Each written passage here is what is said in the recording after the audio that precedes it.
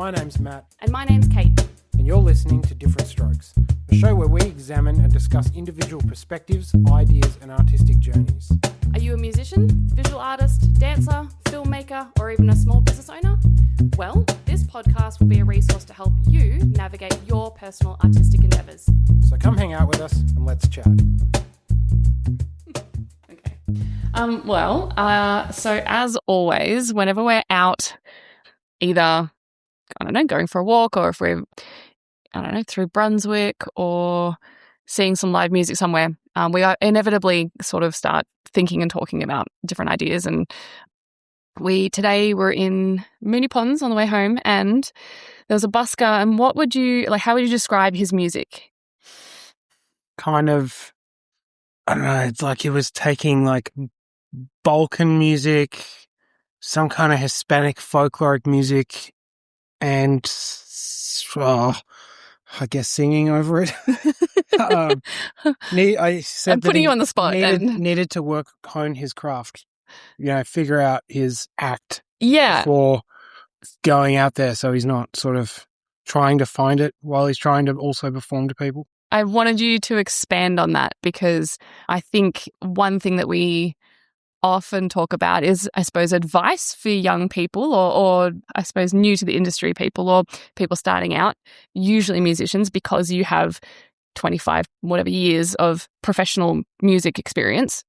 So I always find your hot take on these things kind of interesting. So what do you mean by hone his craft before? Like, how do you do that? Is that just more practice? Like, what does that look like? I guess just, try and have a finished package, like, how you're going to sing certain songs, sort of an energetic journey that you're taking your set on, that you're going to play, because there was no one there and he was just sort of playing the quietest music. So no one was ever going to get engaged to that.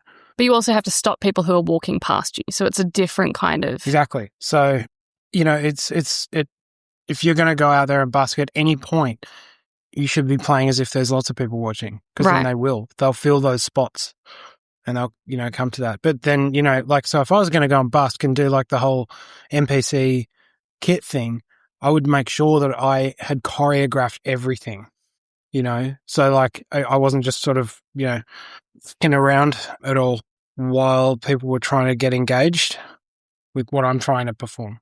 But if you've got, how do you curate a set list, or how do you do that when you've got no one standing still, no one's watching, it's not a captive audience, you don't have a room full of people, you don't even have an area where people are sort of sitting and stuff, it's a thoroughfare, people are walking. This is outside main doors before you get into a plaza near a pedestrian crossing. We've all seen those sort of spots before, and people busking in those sort of spots. So how do you have some energetic music for people to come and stop, yet, still incorporate your own music, which is slower and maybe not as engaging? Do you just throw away that completely and wait until you've got a different kind of venue, or what? Like, how do you have some engaging music or songs at some points and then not at others? You're going to have sort of that variety. It's just, you just want to expand your set list to a point where at any point you can whip out a slow one if you've got, 30, 40, 50 people. So if people have stopped there, and stood, if people have stopped there and they're engaged, then you can maybe just, try out your message that you want to send. And that might not be an energetic message. It might be something slow and sad or whatever, but you got to get them first. Otherwise there's no point. It's really hard to engage people with a low energy portion of a set when they're not already engaged with you. And how do you feel about talking to the crowd? Myself? Oh, no. Well, just generally buskers. Do you feel like there needs to be engagement as far as... Yes. Okay. Yeah? You don't... obviously it depends on the person and depends on the performance, and I don't think it's a blanket rule to say, yes, you should. I fully respect that there are so many different types of performers out there. But as far as talking to the crowd and be like, oh, this one, is about this, or I'd like to know what you think, or just engaging and talking to people and kind of drawing them into your little bubble or your world. Well, it's it's like with the high energy, low energy thing. If I'm playing high energy stuff, I don't want to waste time talking so much. So I might just say, momentum. Hi, everyone. I'm blah, blah, blah, blah, blah. Thanks for watching. If you want to feel like dancing or scanning the code and, donating money, whatever. Anyway, on with the show, and I just start playing music again just to keep it going. But then if I had a big group of people watching, then that gives me the opportunity to be like, hey, I'm going to try out a fairly slow, low key one. What does everyone reckon? And if they don't reply, I'd be like, oh, cool. And just do it anyway. It doesn't matter. I'm just going to get a towel. So Matt has just left to go and get a cloth because in true us style, we've gotten very energetic in our talking, and there was some coffee being drunk at the same time. And now a gesture with the coffee. Yeah. So now there's coffee all over Matt's legs and on the floor. And so, yeah, that's very authentically us. Problem solved. Yeah, problem solved. There we go. That was quick. So it got me thinking a little bit about, I suppose, your opinions, but it's also like, it is a professional opinion, and I'm always kind of picking your brains on these kind of things because I know you have been in, I mean, I don't know if you've ever tried to sit down and count the amount of bands that you have been in the last 20 years. Yeah. But my thought was around bands that are doing half original music, half covers, and how you feel about that ratio as far as, like, I'm thinking a new band, you're in one or two at the moment who fall into this category, who are breaking into the scene a little bit, making a name for themselves and getting a lot of their own experience on stage performing. So therefore, to be able to get the crowd interested, it is quite effective to have music that they are familiar with, that they can dance to and sing a little bit to, and it's familiar. How do you feel about, like, I suppose, the effectiveness of that, or like the ratio of how much you do? Because I've spoken to you a bit about this, and I think it's interesting, your take. Well, I suppose it depends on the band. Like if you're, if it's like Saga City, for example. That's one of the first bands I was in Melbourne. But we've got a fairly specific sound, but we still don't have enough originals to fill up like 2 sets worth of music. So what we have to do, so it's not jarring, we can't just be like playing one of our hiatus coyote sounding songs and then play Crazy by Niles Barkley after it. It just doesn't mesh. So we have to make those covers sound sort of like us, in a way. But you would reach more people if you had slightly different music. You can still make those covers sound like you, correct? Is that what you mean? Or Yeah, totally. Okay, so like doing those sort of covers in a very stylistic way that's true to the band's sound. Okay, but you can have songs that are, I suppose, different genres almost, and different types of music, but you just creating your own version of that. Well, it depends who you're trying to reach. Like, because I mean, if you're in a band that's just playing pop music, you can kind of get away with playing other pop songs. But if like with Saga City, we're sort of aiming for a slightly more, I guess, musically educated audience. So then if we start playing cover songs that you would play in like a bar, you're going to win over the bar people. But as soon as you play your own music, you'll lose them. Yeah.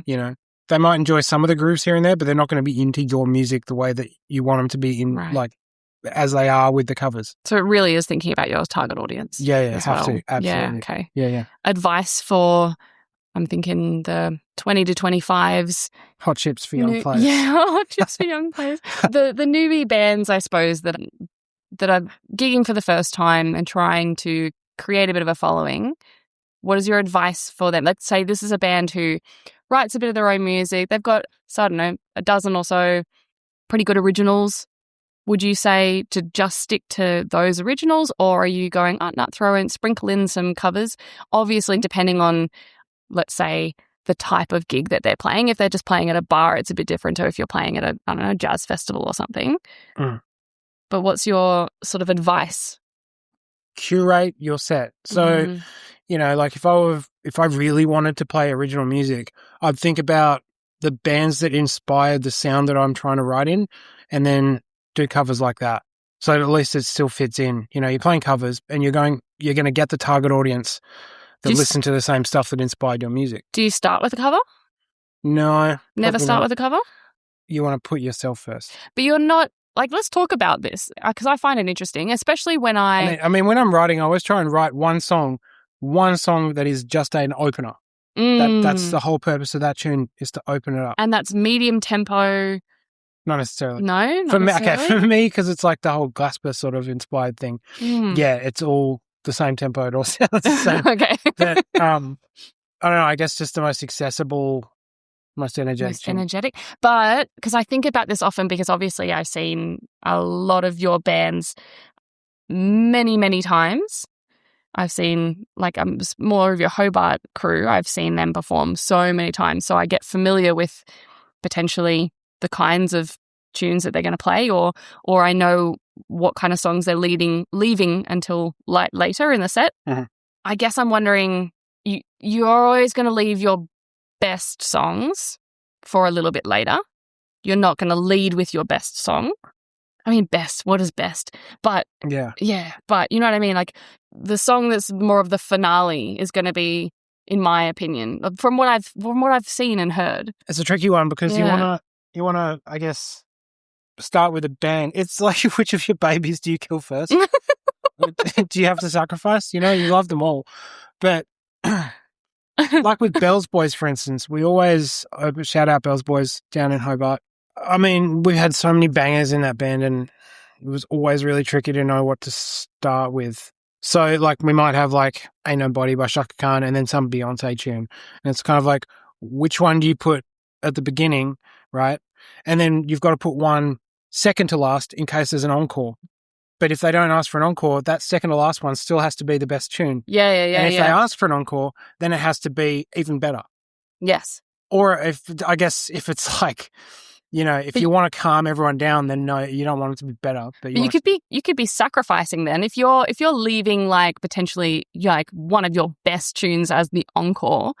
Then if you don't get an encore, then you're not going to play it. That's a bit? Do people have? It sucks. Yeah, it sucks. It would happen, I'm sure. But is that, like, I don't know? Do people get a bit, like, possessive over the tunes in that way and worry about that or think about that at all? Kind of. There can be some arguments. Really? Okay. Yeah. It's Saga City. It's hard for us to decide because we've got our songs. I mean, there was that one gig we played where you yelled encore and we didn't have one. Oh, yeah. we just upped the tempo by about 30 BPM. I love that for me. Just super fast. Just not realizing that I'm about to make everyone on stage super uncomfortable because they weren't expecting it. But here I am thinking I'm doing you a favor. I'm trying to get the crowd G'd up, which worked beautifully. Yeah. So congratulations to me. Jazz. That's jazz, man. But that's good because I guess basically it's sort of a good exposure to you. For them to, like, as in, it's good exposure, it's good experience to be like, oh shit, we're probably not going to let that happen again. Yeah. We're always going to have an encore from now on. Like 3 encores. Yeah, great.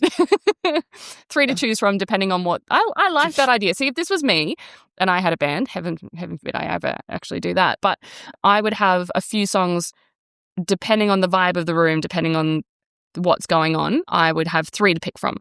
I reckon I should start a band and you just call the shots. No, all of them. Don't do that. All of the shots. Oh, God. All the artistic shots. All of the, like, gig shots. Oh, that could be a seriously very interesting experiment. And that would be what it would have to be. It would be called an experiment because it would probably flop. I can't imagine that going particularly well for anyone. And I don't know whether your band members in any of your bands would really appreciate that either. Right. Once I get enough, like, clout and respect, I'll be like, hey, does anyone want to go on a journey? A journey. That's exactly what it will be. A full experiment. Let's see if we can make a successful band through the brain of a visual artist. Jazz Odyssey. Jazz Odyssey.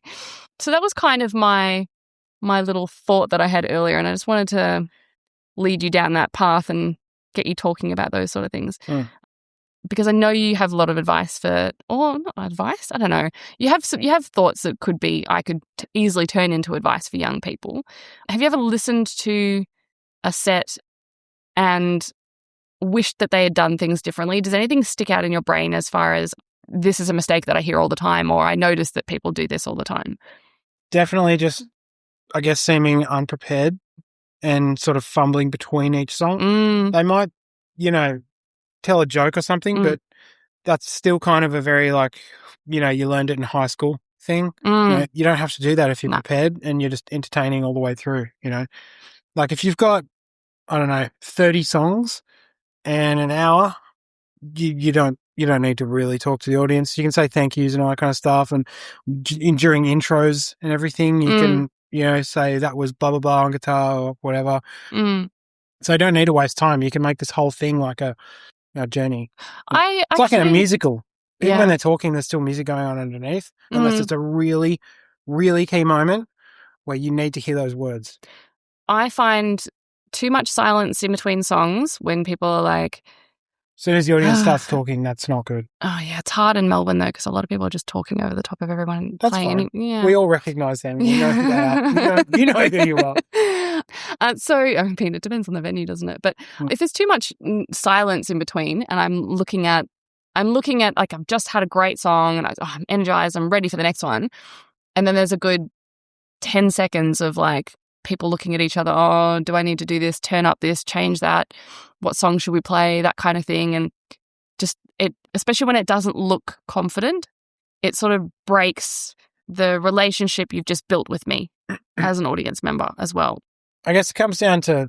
Is that just confidence? Is that just it's experience? It's trust and confidence. Like, because, in all of the bands I'm in, they could say, all right, this is our set list. Matt, just count in between all of these songs. And if they're like, just do it, there's still a part of me that goes, I'm going to count this in and somebody's not going to be ready, right? And until you're at a point where you're like, I'm just going to click my sticks together and I know that everyone's going to, they shouldn't be reading lyrics or charts.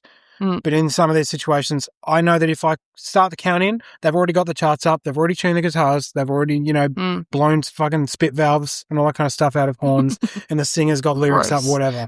Okay, it's not actually spit, it's conversation. No. But yeah, that's the only time I hesitate between songs is if I'm not sure. Like I always ask, everyone ready? We all good? Yeah.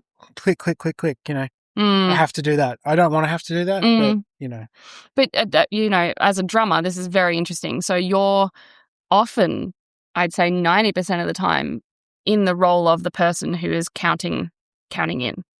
Yes. Probably even more than 90%, depending on the type of music is being played. Yeah, I mean, it's like in Saga City, Lars wrote a bunch of the tunes as well, and I actually really like when he counts them in because he knows the tempo that he wants it to work at. And sometimes he'll look at me and I'll look back at him and be like, the f*** are you doing? Like, count it in. And he's looking at me because he's trying to be like, the drummer counts in, which is like really nice and everything. But, whoever's the most familiar with the tune, definitely count in. But if you've got a song that's starting on keys or a song that's starting on guitar, like you're not going to have a drummer count in, are you? Yeah, some bands look to me to count in, even though they're the only person playing to start it and I'm not doing anything. Wow, super weird. Okay, yeah. But do you find it, you're so used to it though because you've been a drummer for so long, but do you find it like... This is why my tips sound really sort of scatty and weird, is because I never think about it. I just do this stuff. I've never retroactively sort of delved into how I do anything professionally. Well, this will be good then because I can sort of pull apart some of the ideas or questions I've had for so long watching you perform or watching bands and just be like, well, your take as a drummer or your take as whatever on this subject or in the way that bands are doing things. I can guarantee that on Instagram, whenever we clip this and it goes up, there'll be people in the comments who'll have stuff to add or they'll disagree with things I'm saying totally. But that's great. That's all. I mean, that's personal experience. Of course. But also how great is that everyone has a different way of doing things. Well, it's different ideas of it. That's what this is for, isn't it? It's for getting everyone's different opinions, different strokes for different folks. Well done. Getting that in there. Yeah. But yeah, everyone's different sort of take on it for sure. I think it's interesting because I wouldn't say that you're the lead in, say, the bands you're in at the moment. You're not like the band leader in any of them. However, you are very much in control on stage. You're in control of the tempo. Can I use that word? Yeah. Good. I'm going with my music terminology. Thanks, guys. Sorry, I'll have to use art terminology at some point. Yeah, for sure. So you're in control of the tempo, which I love when that changes throughout a song as well, because I find that I find it really impressive when you can go from being super fast to slow and then dropping back and switching it up. I don't know, because I'm such a pleb like that, so I find it really cool. Oh, it is really cool. Yeah. It's not just plebs. Yeah, Muso's like modulating as well. but you're in control of the start of like the counting in of the songs. You're leading from that point of view, watching whether everyone is ready on stage before you begin, and hopefully knowing them well enough that you can just go, okay, I know that even though he's fucking around with the top of his guitar or he's doing whatever, different things, you can see that they are ready because you know them well enough. I'm thinking of like, say, Isaac and Matt in Hobart. You would know instantly if they're ready or not. Well, the thing is Matt always started. Because if Matt started the guitar part, it meant that he could vamp that, right? And I wasn't ready. I was having a drink or something. Because you didn't know what the song was as well. That's a different story for another time. Isaac was so fast at just changing lyrics and stuff. Yeah. I mean, he would often change songs and just sort of move his iPad over so that Matt could see, and then Matt would be playing guitar while changing songs on his iPad to the next one, and then never noticed it was that. Seamless. I never see that's how smooth that was on stage anyway. But I mean, we ordered stuff anyway, so Isaac could just be like, "Nah, skip that one. We don't need to do that. Right. Next one."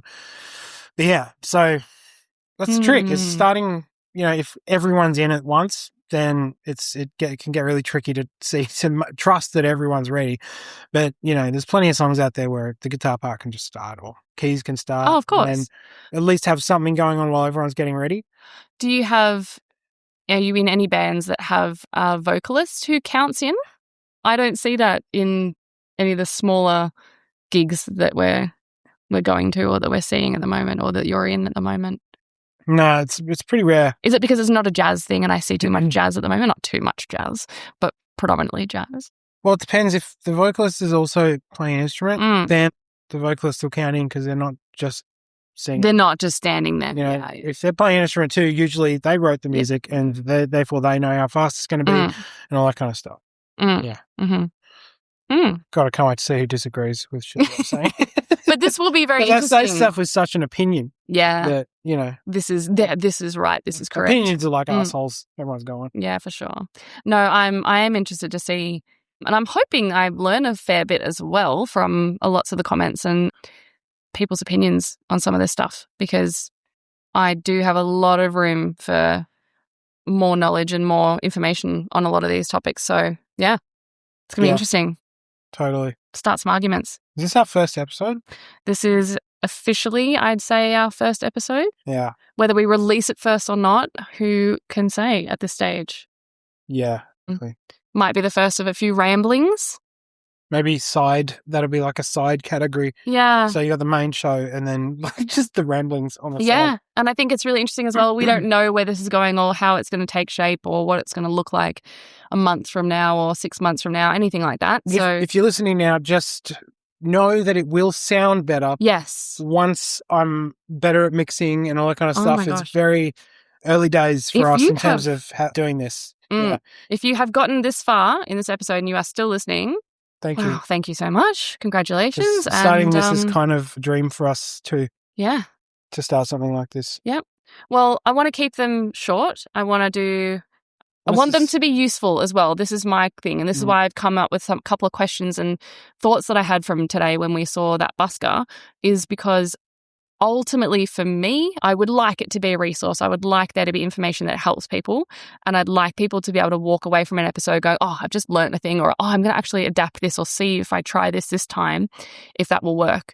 And especially because you and I are both in touch with so many young people because of my work and because of your work that are within the arts in different ways that are starting or trying to figure it out. And I'm not saying that we have the most amazing knowledge to share, but it's a conversation starter.